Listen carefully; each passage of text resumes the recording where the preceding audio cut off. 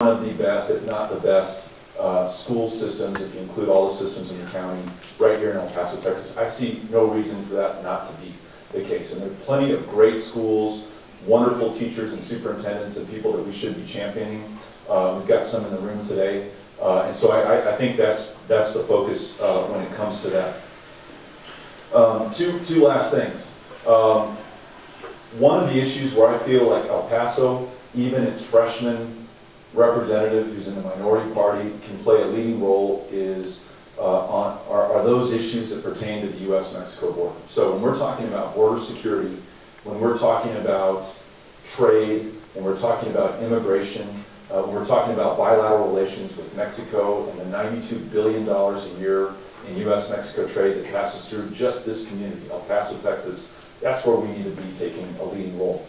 And for that reason, I spent the last few weeks visiting other border communities to make sure that I build the alliances and the friendships and the relationships to further El Paso and the border's cause. So I went to San Diego about 3 weeks ago, met with the San Diego area governments, including folks from the council in San Diego, Chula Vista, went to Tijuana, spent some time in Baja meeting with legislators and congressmen from Mexico.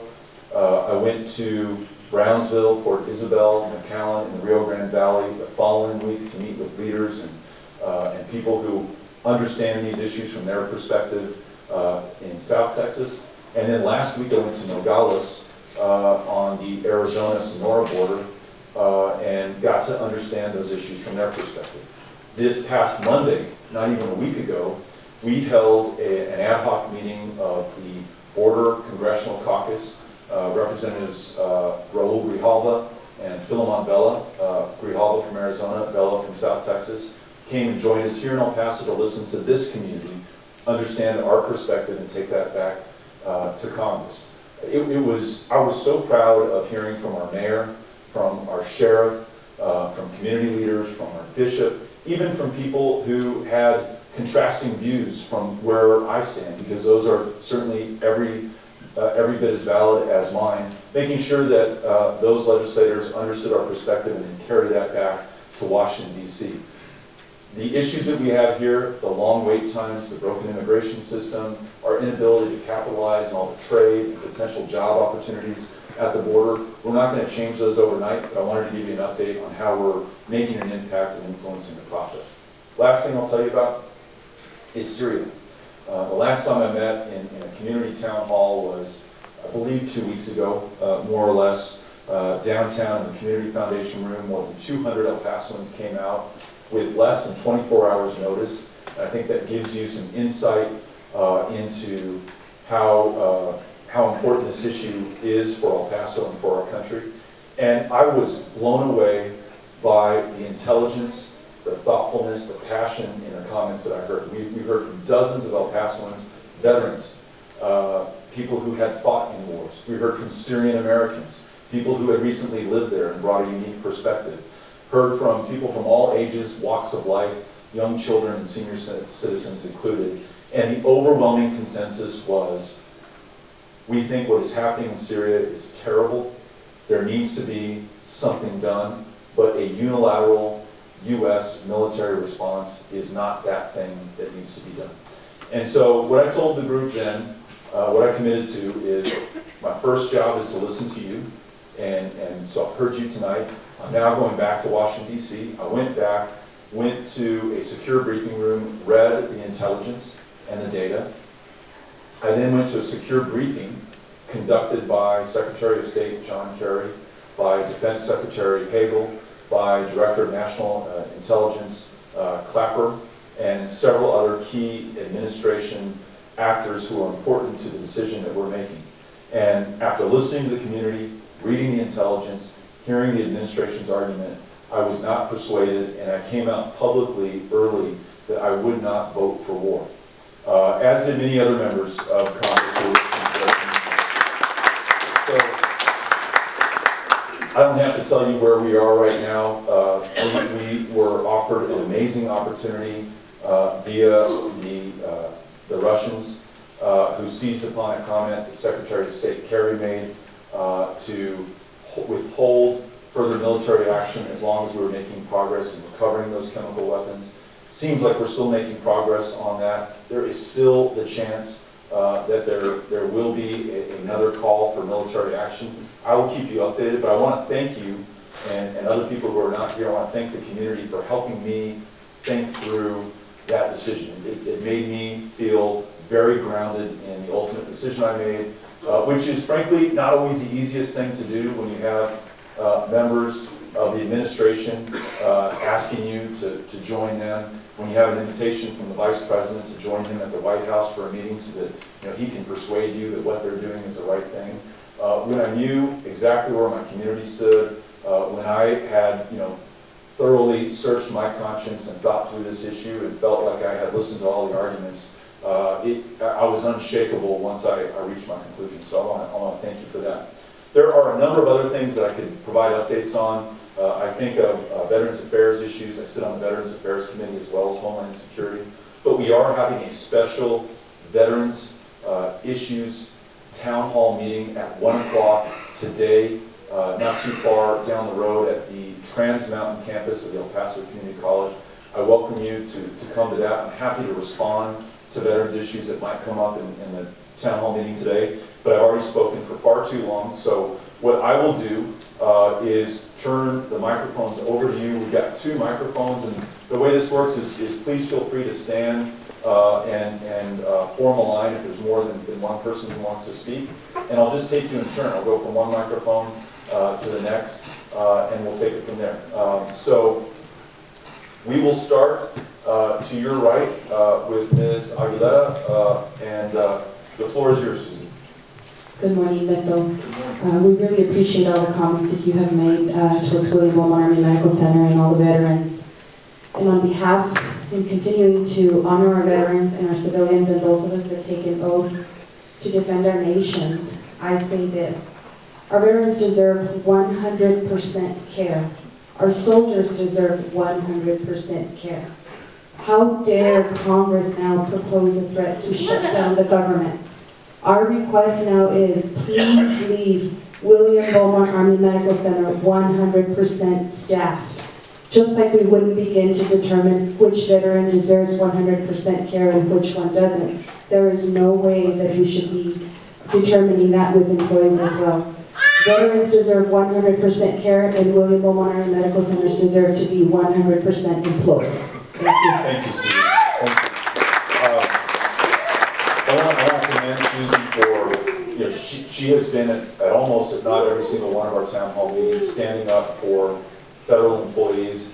She worked with our office to author legislation to amend the Defense Appropriations Bill that passed with an amendment that we offered that passed that exempted civilian federal employees at military installations from the furloughs.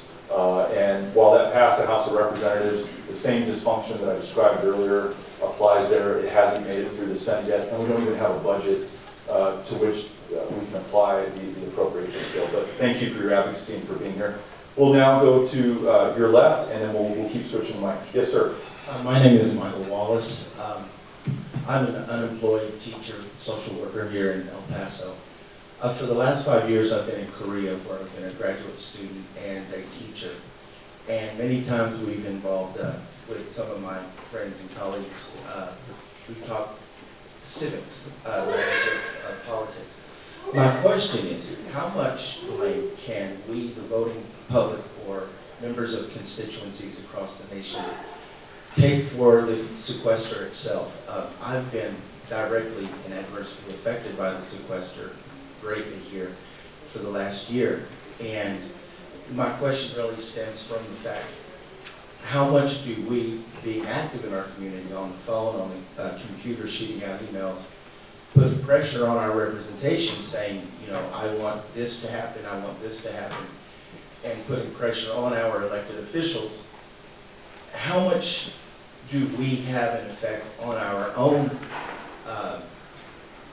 negative circumstance by putting pressure on representatives? Or is it, as many will say, it's just a Washington blame game? And that's my question. That is a great question, and I'm probably not equipped to fully answer it. let me say this. I think most members of Congress see, if they're honest with themselves and with us, their main job is to get reelected each term. And I'm not immune from that. I want to serve another term in Congress. I think about that. I'm less than 6 months away from my next election, even though I feel like I just was sworn into office. So I certainly consider those things. When I mentioned representatives who go back to the districts to say, we voted to defund Obamacare, that's a very popular thing to do, and that helps you in your reelection. I definitely see, so that's connected to what I'm going to say next, which is I believe in term limits, and I filed a bill with a Republican congressman out of Oklahoma, Jim Bridenstine, to allow Congress to set term limits. And it would require, obviously, a constitutional amendment. It's a very rigorous process to go through, but I think we have it written in a way that's as passable as possible. And once you have that, once there's a limit to the amount of time that you can stay there, I would hope that you would start making decisions that are in the best interest of the country instead of your political career, and you start to get some movement on these intractable problems. I mentioned a few of them, but there's the obligations that Social Security won't be able to make in 10 or 15 years, Medicare, et cetera, et cetera. And the bigger problem that we have failed to confront is that we want to have everything, and we can't. We want to fight 2 wars, one of which is still going on over the last 12 years. We want to expand the social services that we provide in this country. We want to have more and better roads. We want to have greater level of government service, and yet we don't want to pay more in taxes. And so something at some point has to give. I think this recent conversation about Syria has been very helpful for us to start thinking about what we want our presence to be in the world. You may or may not know this, but we spend, just those of us who are U.S. federal taxpayers, we spend 46% of the globe's military budget. We have a presence in more than 100 countries, a military presence. The obvious ones that we know about, like Korea and Germany, and then the not so obvious ones like Jordan. Those of you who are veterans or associated with Fort Bliss know that we have Fort Bliss soldiers manning Patriot batteries in Jordan right now. And we're in dozens more countries, all for, I think, the best of intentions and perhaps the right reasons, but in my opinion, absolutely unsustainable. And so this idea that we can be the policeman to the world, that we can fund that to the tune of hundreds of billions of dollars a year at the cost of providing services here or raising taxes, I mean, something's really got to give. And I think that I'm starting to see some positive developments, like the Congress's absolute shutdown of the President's proposal on Syria as a beginning on a larger conversation about some of these issues. Last thing to answer your question, yes, because people care about getting reelected, political pressure helps. And when I hear someone like John Cornyn, our U.S. Senator, for whom I have a lot of respect, say that, see, the sequester is not so bad. It went into effect on March 1st of this year. The sky didn't fall. Government services are still being provided. I don't know what you guys are whining about. When we get Susie and others who understand why this hurts them, their families, and our communities, to begin to apply that pressure to Mr. Cornyn, who cares about being reelected in his political future, that provides a reaction on his part. So yes, the pressure works. Pressure works on me. None of us are immune from it. So I appreciate your question. It would take an entire town hall to answer it appropriately, but really good. You get at the heart of what's wrong right now. Thank you. Just a quick note, if anybody would like to ask a question that cannot wait at the microphone, they could please raise their hand and I can take you the microphone. Great. We'll take this question next, and then Esteban will take the microphone to Mr. Hart. Yes, sir. Thank you, sir. First of all, I would like to thank you for voting against the attack on Syria. I have 2 questions, and they concern almost every veteran in El Paso. First of all, I would like to know why you get an award from the VA clinic and it takes them so long to pay you. Now, I've been told on these, the issue I have, hey, you gotta wait. If you don't get it by October the 31st, come back to us. But still, they put the letter out like in April or May. I applied for it. Well, we have to apply for it every year. And they tell us, well, after you've been doing it 5 years, you know I don't have to apply for it. It comes out automatically. But it don't. You have to still apply for an award. And when you go up to VA clinic, they say, well, we're processing it. Don't take 6 months to process an award. It's a click of a key on a keyboard, that's all. But still, I think the veterans are being held hostage to some people that do their jobs when they want to, not do their jobs when they should be done, okay? And that's one of the questions I have. That's a veteran issue, and it's not a local issue, it's probably everywhere. If you receive CRDP and your regular military paycheck, if you did receive CRDP and your regular military check from the military, you know, they halfen it up if you're 100%, if you're disabled. About 4 years ago, I talked to the IRS and I told them that I thought I was being overtaxed. They said, no, you're not. Finally, somebody, and I don't know his name, but I took my taxes to him. He went to Congress and he fought about it. Now, nobody knew about this, okay? And I got the message through word of mouth. And probably every veteran in the city of El Paso and everywhere else was overtaxed if they drew CRDP. 2009, 2010, 2011, 2012. Finally, this guy won the case. Came back to El Paso, set up a business. And he's out there on Gateway East, take the Geronimo exit and right behind AHA. He set up a business.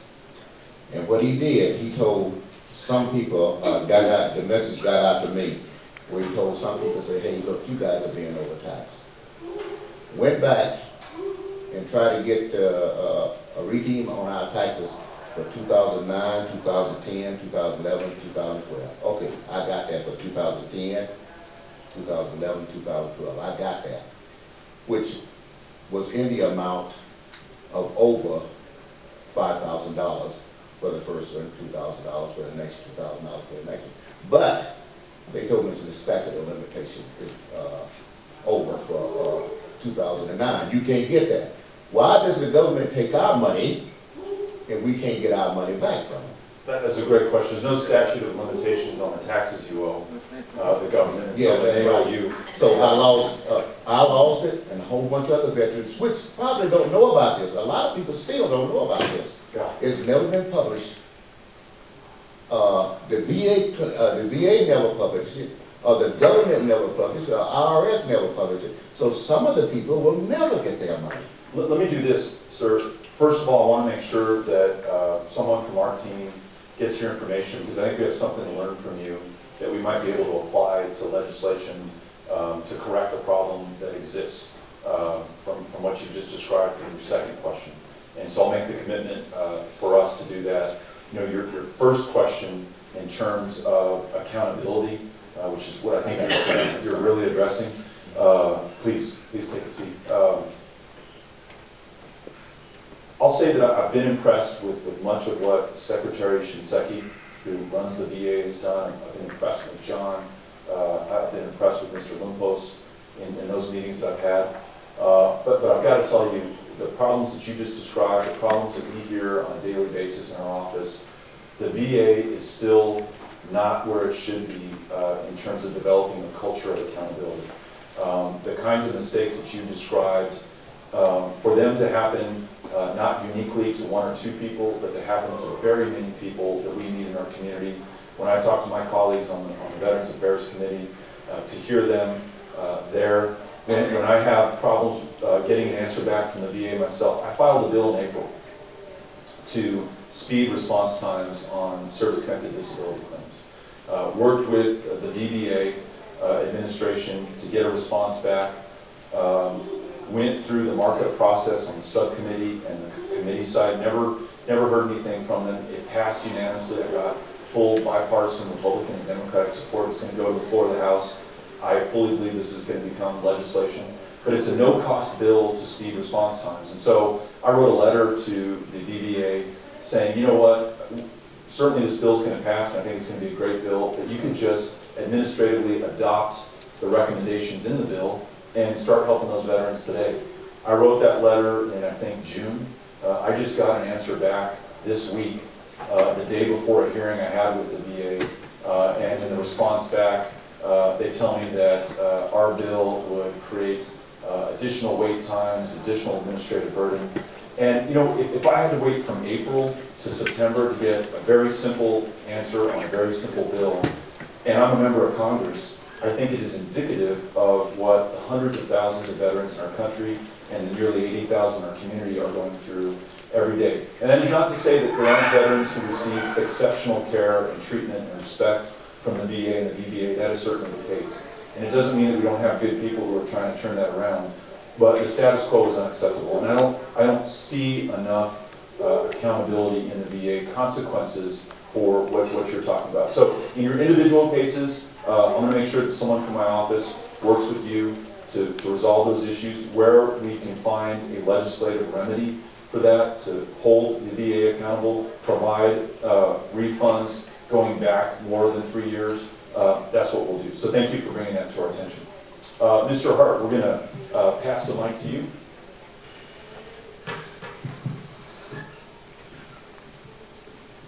Thank you. Congressman O'Rourke, the first thing I want to do is provide a suitable word for your constituents. We all need to do something. Remember, the Congressman's presence here is not an accident.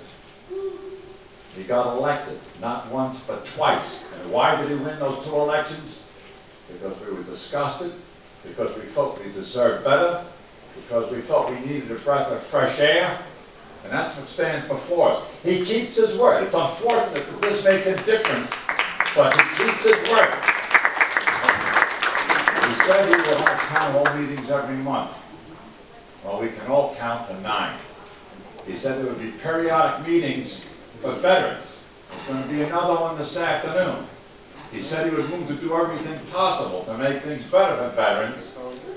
And this is a place and a county where there are more veterans than in most of the country, and he's done that. There's more, but we don't want to be here come breakfast time. He's in the system that he had no voice in creating and no control over. He took office in January. And I can guarantee you that before the Christmas decorations are put away, him and a lot of his colleagues are going to be thinking about raising money so that they can get re-elected. And when that happens, we need to remember, we wanted a breath of fresh air, we got it, now we want to keep it. So when the time comes, let's remember, he won those 2 elections. That was not an accident. The next election that he wins won't be an accident either. We all need to remember. And we need to make sure that our friends and our friends' friends and our neighbors neighbors all remember. And now, I appreciate your patience. On another matter, a lot of us are upset about the Fort Bliss Cemetery, as it's hardly news. And I just want to provide you with a reminder of an argument that we had before you even thought about running for Congress. Many of us said that there's enough water for the golf course, there should be enough water for Fort Bliss National Cemetery. And there are some who said, grass is good, but there's no guarantee about damage. That's been researched too. And in cemeteries with grass, the damage has been 1/4 or less what it's been in cemeteries that don't have the grass. And you've already moved on that. I don't know who knows about it, who doesn't, but I know about it, so now we all know about it. And we hope that your efforts will be successful in this regard. Those who fought for this nation, who put forth everything they had for this nation, deserve better than a sinking hole in the ground. Thank you, Bill. Let me address, first I want to thank him for his comments, and I want to clarify that no compensation was given or promised. But this issue with the Fort Bliss Cemetery graves that sunk as a result of, as an immediate result of recent flooding, we don't know if there are other reasons in terms of how that cemetery was constructed, rehabilitated, when it went from grass to gravel. That's a serious issue for all of us. My grandfather was interred there. Many of us have family there. Many of us who are in this room, I should say many of you who are in this room, since I'm not a veteran, may be laid to rest there ultimately. And so this is something that we really need to take seriously as a community. We, following that disaster, wrote a letter to Mr. Murrow, who is the head of the National Cemeteries Administration. We copied our local NCA administrator, Mr. Matthews, and we asked a series of questions. I want to tell you what the questions are, and I think we'll have answers to these questions at today's 1 o'clock. But the questions were: how many grave sites and headstones were affected, and in what part of the cemetery did the damage occur? Were the impacted grave sites relatively new? How and when will NCA notify families if their loved ones' grave sites were affected? What was the underlying cause of the damage? Have similar problems occurred at other NCA xeriscaped national cemeteries in Arizona and California? What steps will NCA take to investigate the cause of the damage, and how will such findings be reported to the community? When Fort Bliss was changed to xeriscaping, were there concerns that a large-scale rain event could cause damage? What steps were taken to mitigate those concerns? And what is NCA's remediation plan to fix the problems? What is the time frame we can expect? What preventative actions will need to be taken to avoid similar damage during future heavy rain events? So we're addressing some of the issues that Mr. Hart brought up. First we want to know what happened, and second we want to know what part the xeriscaping may have played in what we saw happen at Fort Bliss. And then I think the logical conclusion, depending on what we get as an answer, would it make things better if we re-grassed the cemetery? At our last Veterans Town Hall, I believe it was in July, we made a presentation on re-grassing the cemetery, what it would cost, what it would entail, and where those funds would come from. And I'll make sure that we revisit that at today's Veterans Town Hall. So thank you for asking the question. Yes, ma'am. Yes, sir. First, thank you for being here. And I would like to say a few words about education, not because he's here, but I think that education should be one of the elite programs, because without education, we won't be here, right? We won't have a president. So we need to make the people aware what an important thing education is. And I would like to ask you people, come and volunteer. The teachers have a ratio of 19 children per teacher. And the children are wonderful, and you get such a reward. And don't focus on the bad things. Let's start forward and try to be behind our school system. Yeah. Please, come and help. Thank you. Thank you. Thank you for your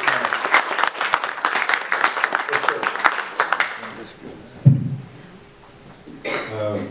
Good morning. Good morning. My name is Charles Lindsay, and I'm not from El Paso, but I am a service-connected disabled veteran of the United States Army. I'm a fourth-generation soldier. Me and my other 6 siblings all proudly served and were honorably discharged and retired from the United States Army. Our parents, grandparents, my son is now enlisted and serving. He just deployed to Korea. His mother is the Post Command Sergeant Major at Fort Jackson.